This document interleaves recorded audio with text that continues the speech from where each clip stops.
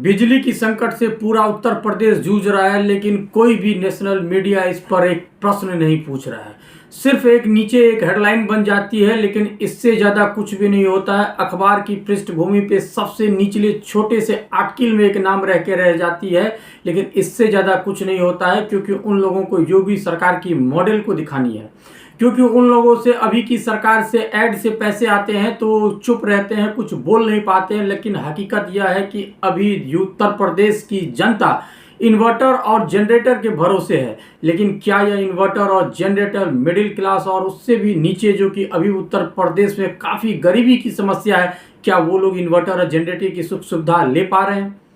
जहां पर अखिलेश यादव की समय थी तो बताया जा रहा है अखिलेश यादव की समय में 6000 मेगावाट थी, तो उत्तर प्रदेश की अभी योगी सरकार की कहा जा रहा है कि 8300 मेगावाट की गई है, मतलब बढ़ोतरी की हुई है 2300 मेगावाट की।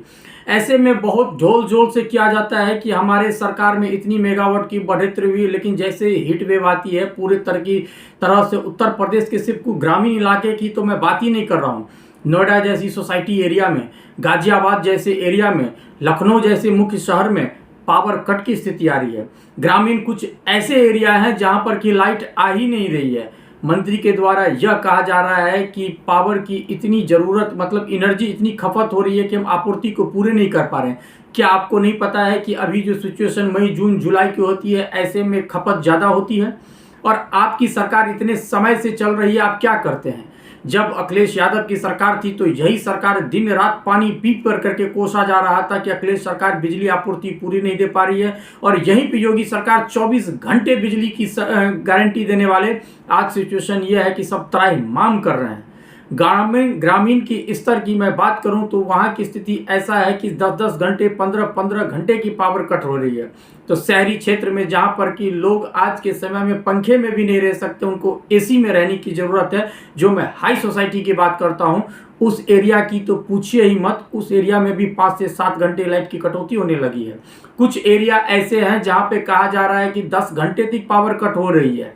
आप इतने समय से चल रहे थे, कहीं ना कहीं यह योगी मॉडल को एक्सपोज किया गया है।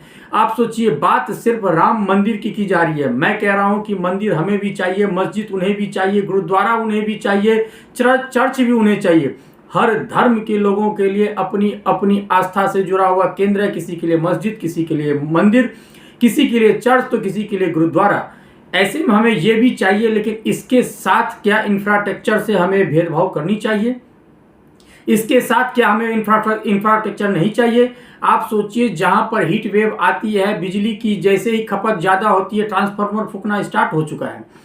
योगी सरकार के द्वारा, डबल इंजन जो मोदी सरकार है उनके द्वारा कहा जा रहा है कि हमने कहा है कि इस स्तर पे काम करिए, आप ट्रांसफार्मर जल्द से जल्द लगाइए, ग्रामीण क्षेत्र में दिक्कत नहीं होनी चाहिए। क्या यह कह देने से ग्रामीण क्षेत्र की कष्ट दूर हो जाती है? बिल्कुल भी नहीं। अभी भी वहां पर लोग परेशानी से जूझ रहे हैं। हमें आखिर क्या किया गया इतने सालों से? मेट्रो की अगर स्टार्ट हुई तो अखिलेश यादव की समय की थी। और आपको ये भी बता दूं, जो 6000 मेगावाट अखिलेश यादव की समय थी और अभी 8300 मेगावाट उत्तर प्रदेश योगी सरकार के सामने है, उसमें से कुछ योजना ऐसे थी जो अखिलेश यादव के द्वारा पारित किया गया था, उसे ये लॉन्च किए हैं। ऐसे में ऐसी बात नहीं है कि पूरी तरीके से इन्हीं का किया हुआ क्रेडिट है 2300 मेगावाट बढ़ाने की। मैं बस यही कहना चाहता हूं कि कहीं न कहीं उत्तर प्रदेश राजनीति के मुख्य केंद्र माना जाता है जब से उत्तर प्रदेश में योगी सरकार आए हैं। और डबल इंजन मोदी की सरकार जब से आई है केंद्र में, कहीं न कहीं उत्तर प्रदेश से राजनीति का एक केंद्र बन चुका है। ऐसे में सोचिए कि जहां से एक तरफ केंद्र की राजनीति गुजरात से होती है, तो लगभग हर स्टेट की राजनीति आज के समय में पॉलिटिक्स होता है, तो योगी जी वहां पर जाकर के एज ए लीड भूमिका में निभाते हैं और अपनी यूपी की मॉडल को वो सामने रखते हैं कि हमने क्राइम को बंद किया, हमने ये इंफ्रास्ट्रक्चर को मजबूत किया, हमने ये किया, हमने वो किया। लेकिन हकीकत की बात करूं तो आज गर्मी आते ही वहां की जनता पोल खोल रही है कि आप हमारे साथ अन्याय कर रहे हैं, हमारी मजबूरी को समझ नहीं रहे हैं और कहीं न कहीं आप हमारे साथ खिलवाड़ किए हैं।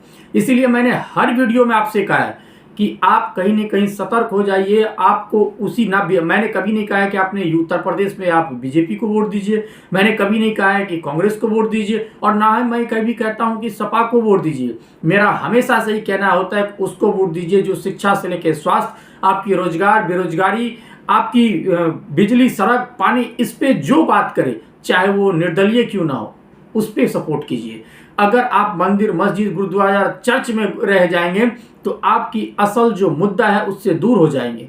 आपको भी पता है कि अभी चुनाव आने वाला है उत्तर प्रदेश में, ऐसे में मुख्य बातें हो जाती है कि कहीं न कहीं क्या हमें फिर से राम मंदिर, मस्जिद में उजला करके रखा जाएगा और हम फिर से वोट क्या इसी सरकार को देंगे।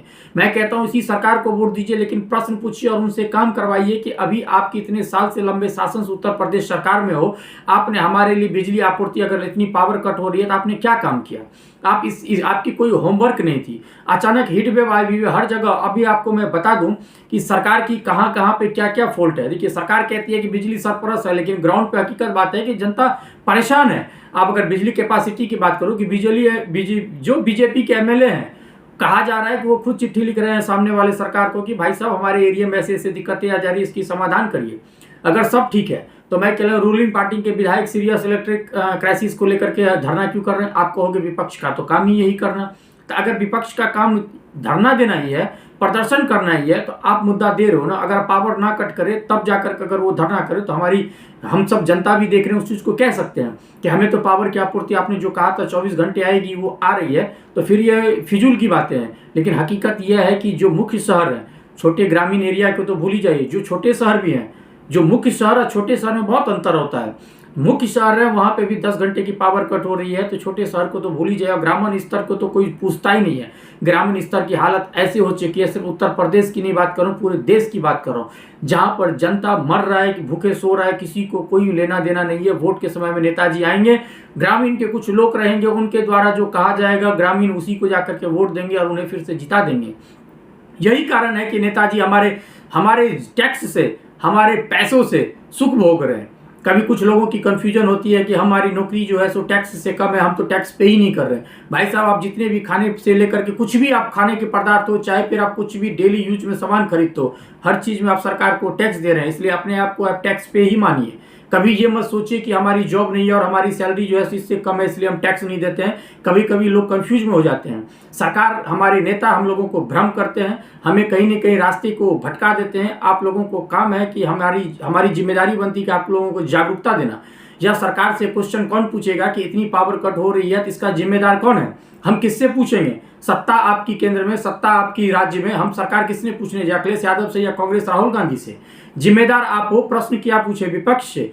अभी आप देखिए 24 घंटे की बिजली की बातें चल रही थी, चुनाव अभी आने वाला है, आपको 24 घंटे में 28 घंटे की बातें करेंगे नेताजी, और 10 से 12 घंटे की पावर कट कंटिन्यू हो रही है। सरकार बदल गई, दावे बदल गए। हम सब मानते थे कि जब सरकार बदलती है तो हमें मतलब अच्छे सुविधा मुहैया कराई जाएगी, लेकिन हकीकत बात है सिर्फ धोखासला जो कहते हैं कि सब बात इनसे बड़े बड़े करवा लो, लेकिन हकीकत में ग्राउंड पे बात करूं तो इनकी कुछ भी नहीं है। यह सिर्फ मेट्रो किसके द्वारा है, पूर्वांचल एक्सप्रेस किसके द्वारा है, सिर्फ हमें राम मंदिर किसके द्वारा है, कोर्ट के द्वारा है। आपकी मैं प्राथमिकता है, मैं ये मानता हूं, लेकिन कहां से आया हुआ है? हर चीज की क्रेडिट लेना सही चीज नहीं है। जो विपक्ष के मेट्रो का उद्घाटन किया हुआ उनका, सब कुछ किया हुआ उनका, आपने उद्घाटन किया, फीता काटा, लेकिन एक बार बुलाया भी नहीं।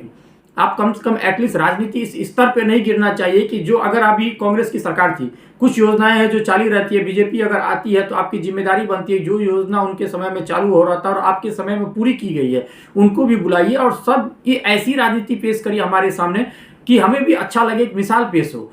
जब वाजपेयी जी के समय से संजय गांधी, इंदिरा गांधी के समय में एक ऐसी राजनीति या मनमोहन सिंह सरकार तक की थी तो देखने को लगता था कि अभी भी मैं पुरानी वीडियो को देखता हूं तो कहीं ना कहीं अच्छा माहौल लगता है। अभी के दौर में ऐसे लग रहा है कि एक दूसरे के जानी दुश्मन बने पड़े हैं। क्या इस तरीके की राजनीति होनी चाहिए? मैं तो कहता हूं कि इस तरीके की राजनीति करने से बेहतर है कि एक ही पार्टी है उन्हीं को दीजिए। अभी हर जगह इलेक्शन हो रहे हैं, उन्हीं की जीत हो रही है, विपक्ष लगभग ना के बराबर है।